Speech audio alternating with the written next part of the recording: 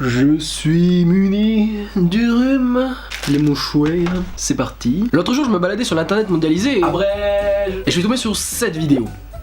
Ouais, c'est Squeezie. Mais ce qui m'a interpellé c'est surtout ça. Au Japon il y a vraiment plein de sources comme ça chaudes en plein air et t'as pas le droit d'y aller si t'es tatoué. Et là je me suis dit... Oh comment j'ai faim. Non pas encore, ça vient juste après je crois. Je me demande s'il y a d'autres interdits du genre au Japon. Et voilà, j'en fais une vidéo. Cool hein.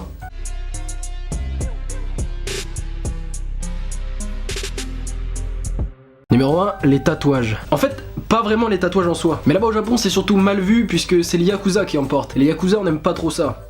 Je suppose. Là-bas, les Yakuza, ils sont surtout tatoués du haut du buste jusqu'aux cuisses. C'est pas les oiseaux qui s'envolent ou le mea culpa, carpe diem et tout qu'on fait ici en France. C'est un niveau au-dessus.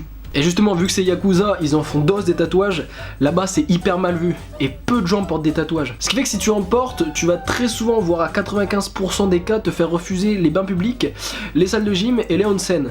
Les onsen, tu sais pas ce que c'est ça les onsen. Donc si toi-même tu portes des tatouages, bah j'ai qu'une seule chose à te dire, c'est cher. Numéro 2, fumer en extérieur.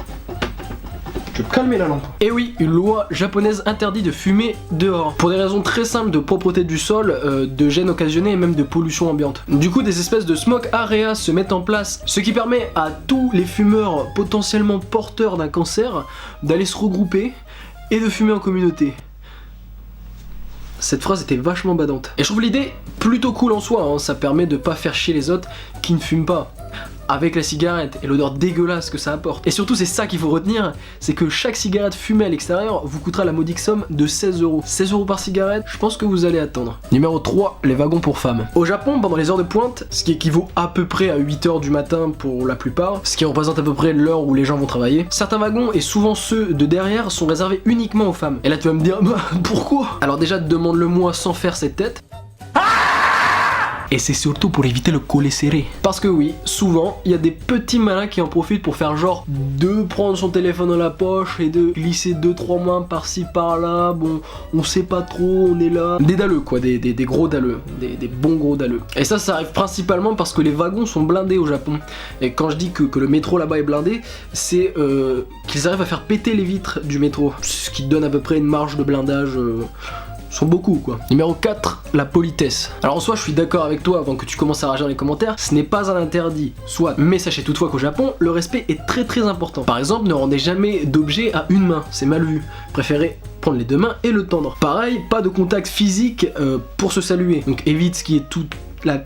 Aïe, je me suis craqué le doigt. Donc évite la bise qui est carrément une salutation française et que là-bas, ce genre de contact physique, c'est pour les gens qui se marient. Bon, j'extrapole bien sûr. Ni même ne serrez pas la main aux hommes, ils font pas ça là-bas. Contentez-vous juste d'une légère inclinaison et d'un mouvement de tête bref. Important aussi, restez humble. Ne vous mettez pas en avant et préférez mettre l'autre en avant. Pour ça en fait c'est très simple. Évitez d'être un parisien. Oups, ça m'a échappé. Numéro 5, les bains. On en revient aux bains, parce que oui, au Japon, les bains publics sont très très répandus. Sachez cependant qu'ils ne sont pas faits pour se laver, c'est uniquement un lieu de relaxation. Donc prenez une douche avant d'y aller, c'est préférable, sous peine de passer pour le plus gros crapé que Tokyo ait connu, ou les autres villes. À ajouter aussi, les maillots de bain ne sont pas autorisés dans les bains publics et les onsen. Ah ouais, t'as bien compris, ouais. À poil.